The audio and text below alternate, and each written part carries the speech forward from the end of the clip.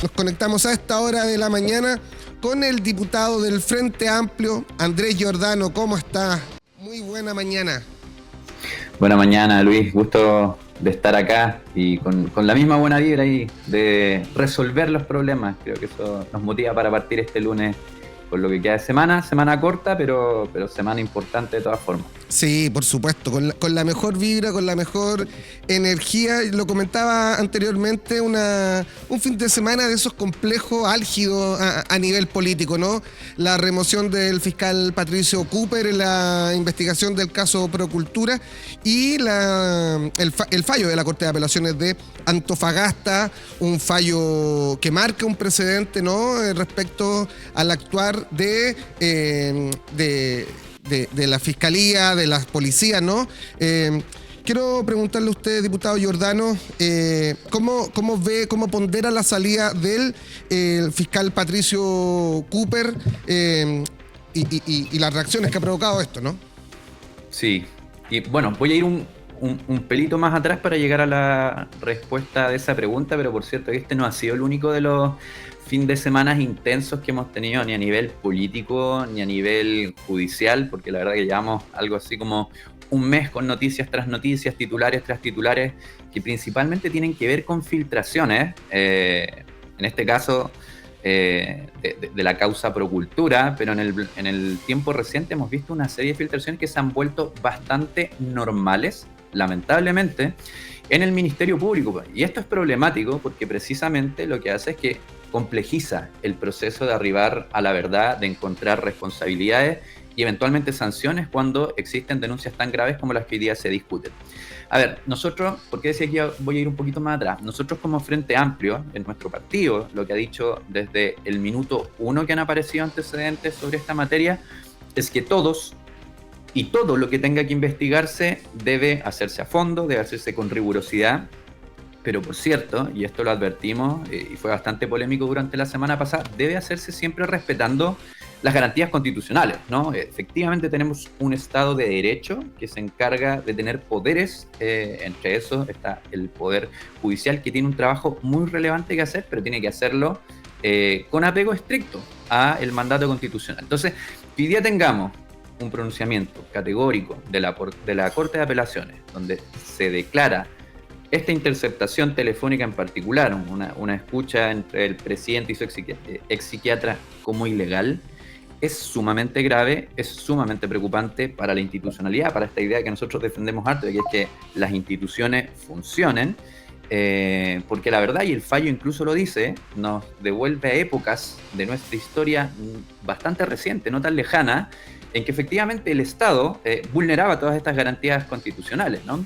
Entonces, nada, como primer paréntesis, el respeto de los derechos fundamentales no puede ser negociable y una interceptación telefónica ilegal o la utilización de medidas intrusivas como las que hemos visto en esta causa, que puede estar justificada, eso es algo que tiene que demostrar el Ministerio Público y para eso tiene controles como la Corte de Apelaciones, pero que todavía no tengamos formalizaciones, habiendo realizado esta cantidad importante de interceptaciones de comunicaciones privadas, bueno, a lo menos es preocupante y eso es lo que ha significado con este fallo contundente la remoción de el fiscal. Es algo que le compete, por cierto, al fiscal nacional, pero me parece que ha sido un mensaje bastante contundente luego de conocer este fallo de la Corte de Apelaciones para asegurar la continuidad de un proceso, de una investigación que, vuelvo a decir, nosotros somos una parte muy interesada en que esto se resuelva y que se establezcan todas las responsabilidades, pero que se haga por los mecanismos que corresponde, a través de la ley, a través de los tribunales y no a través de los medios de prensa, a través de titulares y de filtraciones selectivas que generan rápidamente una percepción en la opinión pública que no necesariamente va al fondo del problema y que tiene que ver con las responsabilidades objetivas. Entonces, ahí tenemos la preocupación, vemos que acá hay un avance y esperamos que esto signifique que la causa tome el rumbo que corresponde. Diputado, usted sigue manteniendo, como lo ha dicho el partido, ¿no?, que hubo espionaje político en la escucha entre la PDI, Josefina Uneos y el presidente Boric. A ver, ahora tenemos un pronunciamiento que dice explícitamente que acá hubo a lo menos una escucha ilegal. Yo no me quiero quedar en la etiqueta porque creo que las etiquetas le corresponden al Poder Judicial definirlas. Pero fue una y eso etiqueta es- que sonó, disculpe, diputado, durante sí, toda sí, la semana. Fue el gran claro. argumento, ¿no? Y que la oposición lo ve como, como la gran fuerza política, ¿no? Presión política para poder sacar al fiscal Cooper del caso Procultura. Por eso la Sí, pregunta. a ver, mira, primero que todo, como parlamentario, haciéndome cargo primero de la labor parlamentaria, yo no he sido de aquellos que ha solicitado la remoción del fiscal Cooper, ni que ha intentado poner presión. De hecho, lo que he señalado una y otra vez categóricamente, con bastante prudencia, en este caso, en otros casos que han afectado, que han tenido que ver, por ejemplo, con desafueros de parlamentarios de la oposición, que hay varios, hay 2 o 3 actualmente desaforados por la más amplia gama de acusaciones o de haber supuestamente cometido ciertos delitos muy graves, incluso violación alguno de ellos. Yo he sido siempre muy prudente y soy un fiel defensor de esta idea de que las instituciones tienen que funcionar. Distinto es que uno exija que cuando las instituciones funcionen correctamente. Por eso no me quiero quedar en la etiqueta, pero sí en el fondo.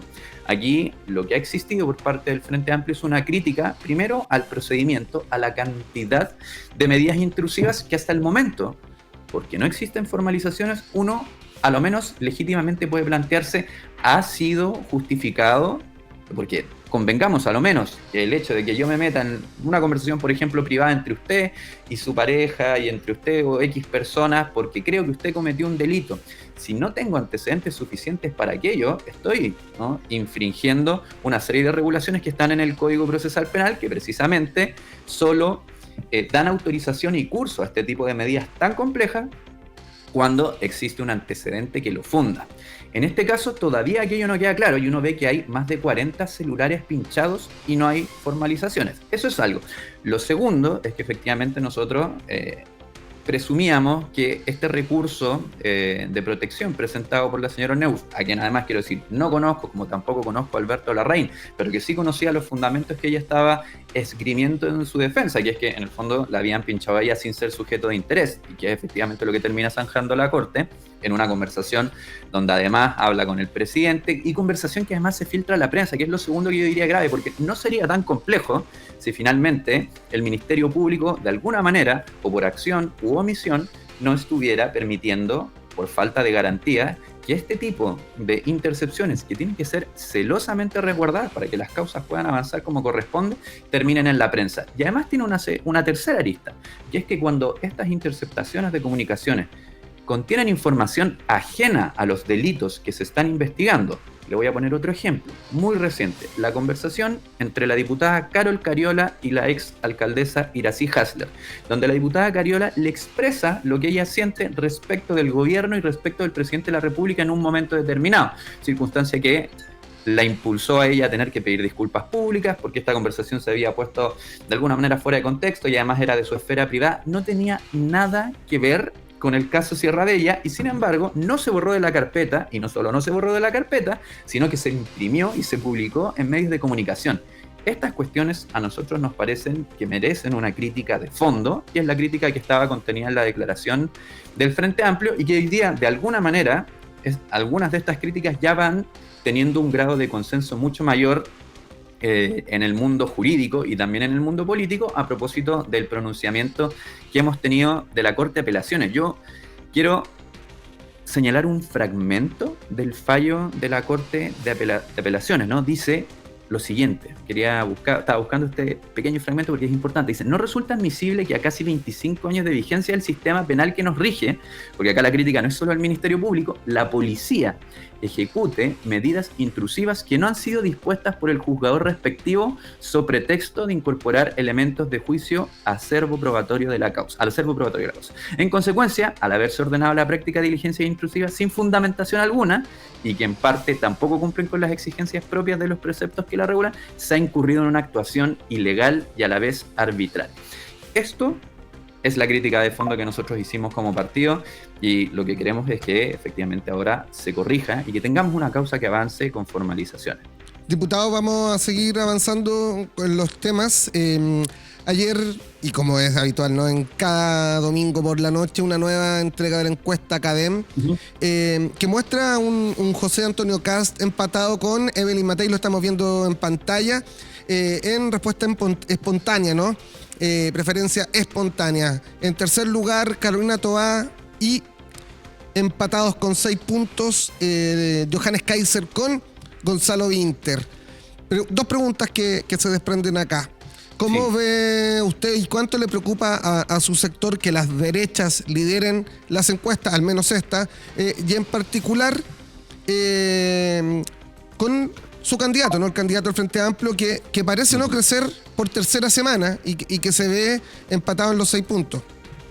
Sí. A ver, primero que todo, hay una diferencia importante y sustantiva en los procesos que está teniendo hoy día el oficialismo versus lo que ocurre en la derecha. La derecha está fragmentada, la vemos con una falta de liderazgo importante. Las encuestas cada semana nos van mostrando distintos niveles de adhesión a distintos candidatos. Hoy día el repunte de José Antonio Kast es básicamente el titular en perjuicio de Evelyn Matei. En algún momento ocurrió lo mismo con Johannes Kaiser. Lo preocupante de esta circunstancia son dos cosas. La primera es que hay discursos que cada vez se van homologando bastante más entre los candidatos, que son bastante peligrosos y que se han fundado, creo yo, a lo menos ha sido la tónica que he visto en todas las campañas por parte de los personeros representantes del ideario de derecha, que buscan azuzar los temores y el legítimo descontento que la ciudadanía puede tener en torno a diversas circunstancias, particularmente el escenario de la seguridad, que es un escenario absolutamente distinto al que tuvimos el 2022, que se ha ido enfrentando con diversas medidas, entre ellas la creación de incluso un Ministerio de Seguridad Pública, que nos ha permitido constatar en todo este tiempo una disminución en los hechos delictivos más importantes, una disminución en general de los delitos de mayor connotación. Y sin embargo, tenemos a una derecha que permanentemente está azuzando los temores, las circunstancias más complejas de abordar para las familias, que las vivimos todos, tú y yo. Yo vivo en una población, dicho sea de paso, en un lugar donde han ocurrido delitos muy graves de la fecha. Hasta ahora hemos visto un aumento importante de la percepción de seguridad en nuestro barrio. Esas circunstancias se encuentran permanentemente con un discurso contrario que está de alguna manera azuzando ese temor y que genera una percepción, y esto es un dato muy muy importante, que hace que Chile sea uno de los países donde el miedo prima muy por sobre otros países latinoamericanos, a pesar de que nuestros indicadores están muy por sobre debajo de los indicadores de delincuencia, de violencia, de homicidio en otros países de Latinoamérica. Esa circunstancia creo que hoy día tiene a la derecha generalmente liderando las encuestas. Por otro lado, la circunstancia del oficialismo es distinta desde la perspectiva que nosotros estamos buscando darle continuidad a un proceso de transformaciones entre los que está la seguridad pública, por cierto, y la seguridad pública no con medidas facilistas y con promesas que no se pueden cumplir, sino efectivamente haciéndonos cargo, por ejemplo, de que existe una infradotación en las fuerzas policiales, una falta de tecnología, de herramientas, de condiciones laborales, de inteligencia, por ejemplo, para perseguir finalmente al crimen organizado a través de sus cabecillas, a través de la estructura financiera que les permite operar y adentrarse con tanta fuerza en los sectores populares de nuestro país. Y eso está establecido en programas que hoy día están en un debate de una primaria presidencial. Y eso es un hito bien distinto a lo que ocurre al frente, donde no se han podido poner de acuerdo, yo diría, salvo para la acusación constitucional que tenemos que enfrentar el día de mañana, las oposiciones que se han dedicado a hablar acusar, de eso. Sí, vamos a hablar de esto, pero acusar a la de al lado de que es una derechita cobarde y que yo soy una derecha más dura. Y eso lo hizo Kast primero cuando se sale de la UDI y acusa a Chile Vamos de aquello, pero lo hizo también ahora Kaiser cuando se sale de Republicanos y acusa entonces a Kast de ser excesivamente dado a los acuerdos o ser parte de esa nueva derecha cobarde. ¿Y qué pasa con el diputado Vinter, que al menos en CADEM no muestra que crece, y en otros sondeos también lo muestran tercero o cuarto? ¿Qué está pasando en el Frente Amplio que no pueden renovar ese liderazgo presidencial que es lo que tiene al presidente Boric hoy en la moneda? Ah, pero muy buena pregunta.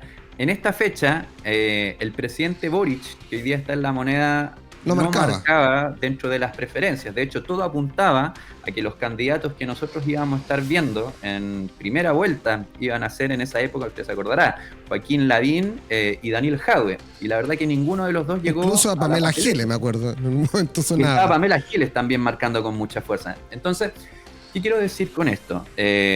Las encuestas son un insumo, son una herramienta, son una fotografía de un momento, también de una parcialidad, que es la gente que logra ser entrevistada, que nos intenta entregar un panorama de lo que está ocurriendo en la mente de la ciudadanía que va a tener que tomar una decisión tan importante como quién va a liderar los destinos del país los próximos 4 años a partir del 2026.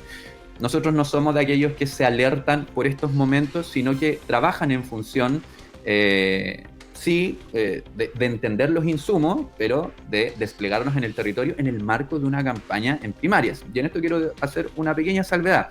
Gonzalo Rápidamente. Winter es el último de, bueno, no exactamente el último porque está Janet Jara, pero creo que la comparación sería injusta, el último de los candidatos en entrar en competencia a la primaria, cuando ya se sabía que Janet Jara mucho tiempo antes de ser proclamada iba a ser la candidata del Partido Comunista, y cuando tanto Janet Jara como Carolina Toa además tuvieron una visibilidad importante en tanto fueron ministras y buenas ministras del gobierno del presidente Gabriel Boric durante mucho tiempo, que estuvieron en la palestra por diversos temas. La ministra de Trabajo lideró procesos importantes y la ministra Toa además tuvo a cargo la seguridad del país. Por lo tanto, no nos preocupa porque creemos que el partido está... Nos ocupa, eso sí, pero porque creemos que el partido está empezando, la cancha es pareja, acá hay 11 jugadores por lado, lo que daría un total de 33 si pensamos en estas 3 candidaturas.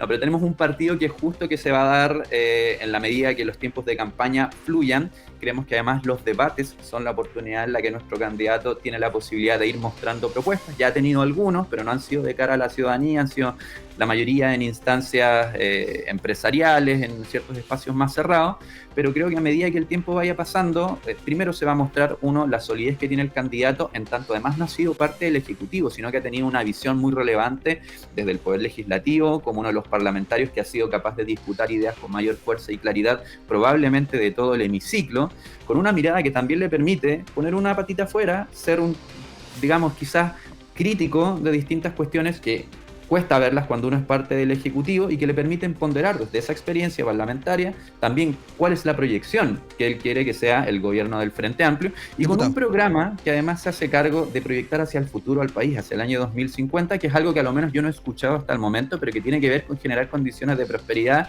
de seguridad social, económica y por cierto pública, pero con propuestas concretas. Eso está sobre la mesa, nosotros no tenemos temor, porque creemos que en la medida que estas ideas vayan siendo más consensuadas, se vayan conociendo, el candidato tenga más tiempo de pantalla para explicarlas, esto va a ir explicando también un mayor crecimiento, que ha habido crecimiento para el poco tiempo que lleva como candidato, y también hay otros sondeos, y en esto quiero decir que no es solo la CAN, hay algunos sondeos que lo posicionan bastante mejor. Diputado, en un minuto máximo, porque tenemos que empezar con el café con nata. Mañana se vota la acusación, se votaría la acusación constitucional contra el delegado Durán. La oposición tendría 65 votos a la espera de lo que hoy determine, ¿no?, la Democracia Cristiana, que sabemos están ahí un poco tensas las relaciones con el Frente Amplio, al menos.